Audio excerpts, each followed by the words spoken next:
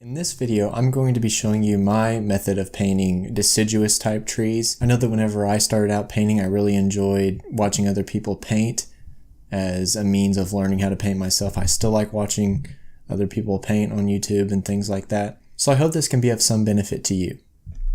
And here we go. I'm going to go ahead and show you what we're shooting for at the end here. I've already completed the painting and I'm going to go back and talk about what I did and how I did it. And so let's get started.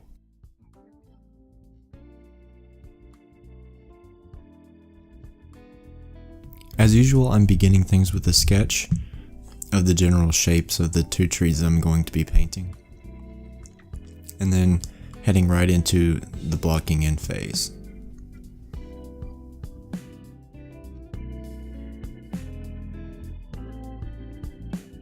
So I'm trying to work on getting a gradient from darker up near the top of the canvas to lighter with the sky color. And the reason I'm painting blue inside the boundaries of that tree is to create some negative space. There's going to be some openings in the tree where you can see through to the sky, so you want your painting to reflect that.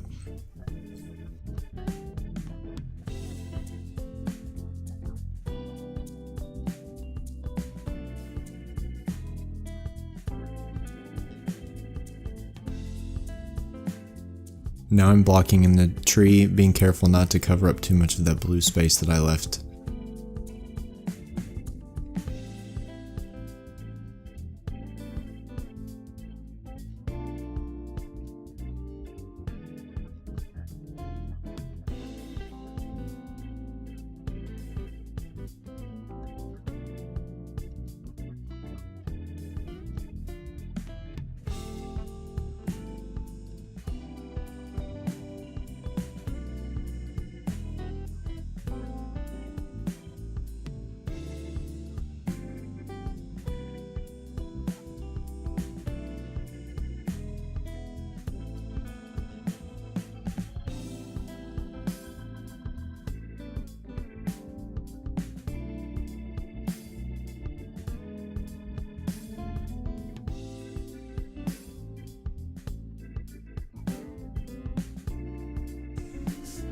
As far as the colors I'm using for the darker areas, I'm mixing some ultramarine blue with sap green and burnt umber to get those dark areas, and the lighter areas are just permanent light green and some yellow.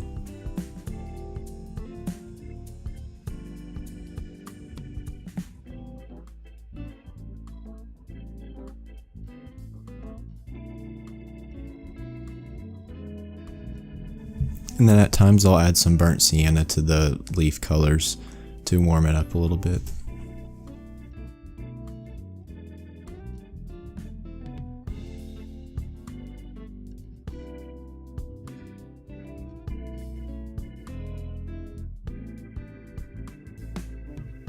So now I'm just adding branches throughout the tree, but you don't want the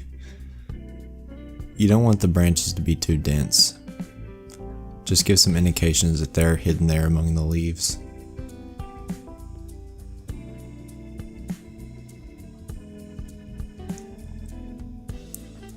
So now I'm taking a bristle brush and just kind of stippling in some leaf shapes in the darker areas, especially right now.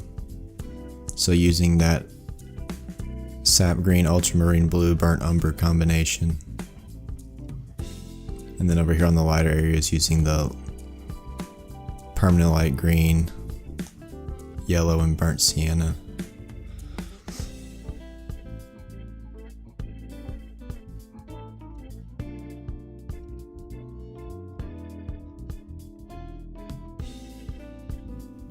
And you don't want to be too heavy on this part. You want to leave some of the sky area open. And now I'm going back in the lighter areas and putting in some shadows, some shadow color. And this is going to help create contrast between the shadow and the lighter areas when we go back and put the lighter areas in right now. So I'm just taking the liner brush and adding individual leaves here, and I slowed it down so you can see a little bit more easily. So I'm taking some of that light color, the light green and yellow, and even adding just a touch of white so it stands out against that darker background.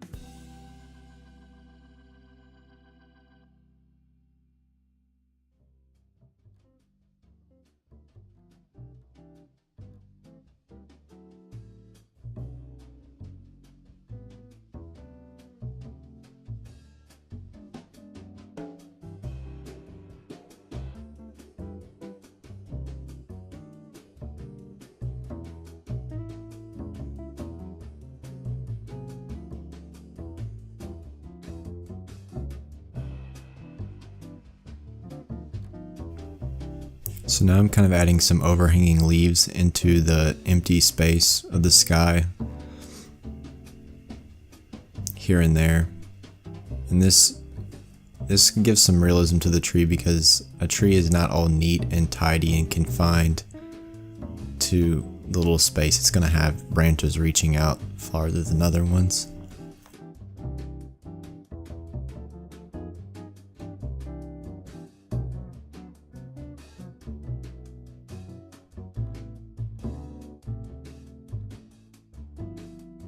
And what I'm doing when I'm painting these little leaves in here is I'm trying to vary the tone. So in some places, like right here, I'll add a little bit more yellow and burnt sienna. In other places, I'll let the green come through more, like over on the left. But so right here, this is some of the warmer color. And you want to have some variation.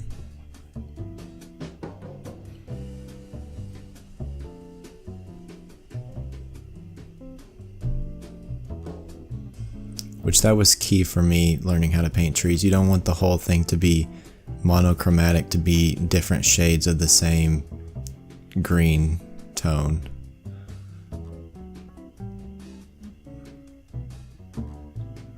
So now we're going back and putting some low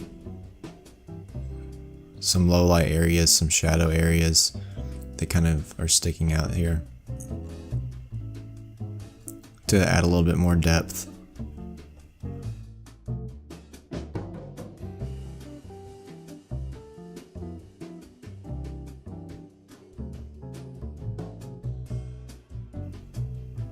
And then going back over with the highlight.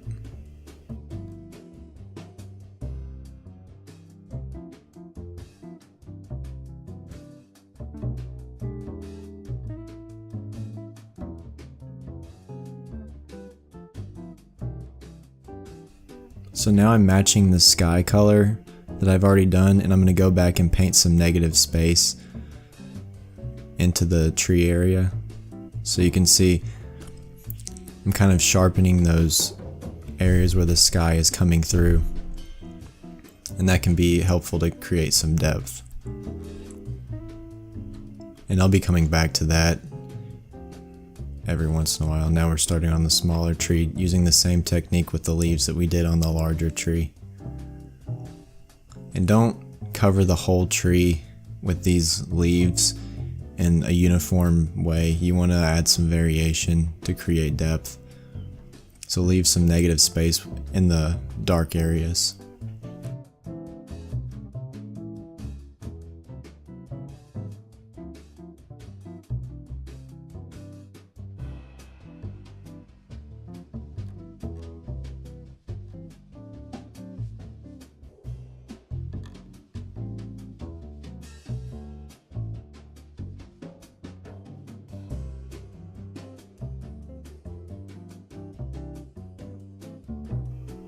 And you always want to leave that lightest tone for the very end, the lightest value, that is.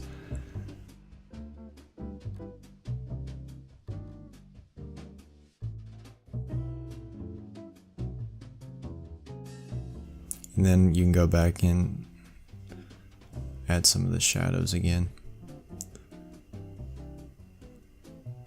Now these are just the overhanging branches.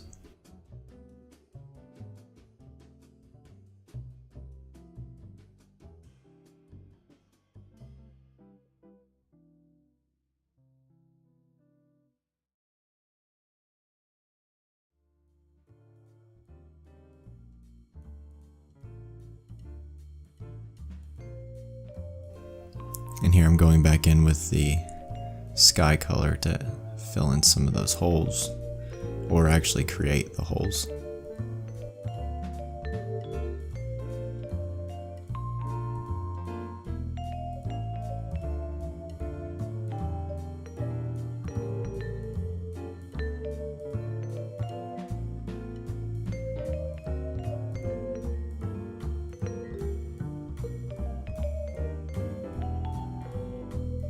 And I think this can be a pretty fun step. It's interesting to see the tree kind of open up. And now I'm adding some little outlier branches over on the edge.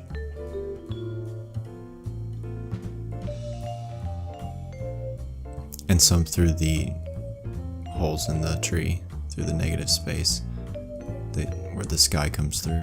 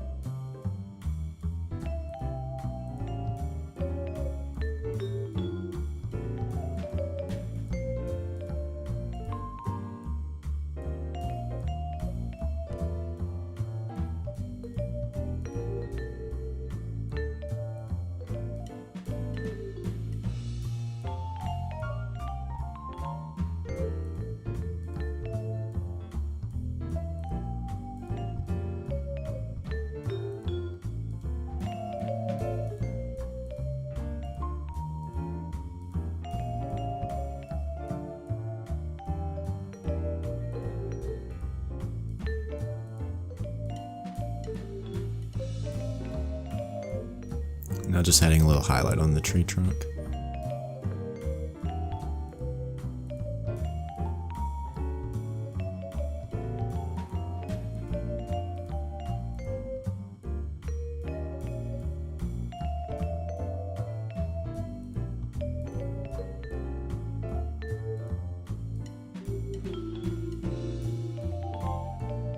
Now these are the brightest highlights. This is as light as it's going to get.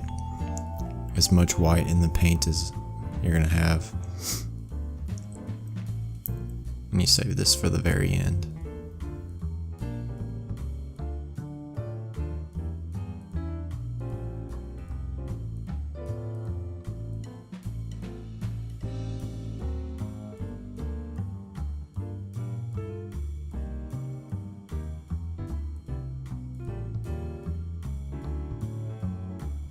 And really, I could have made this an even warmer color that is adding even more burnt sienna to it. But what I have is mostly yellow and white and maybe a little bit of burnt umber to tone it down some, and some sap green.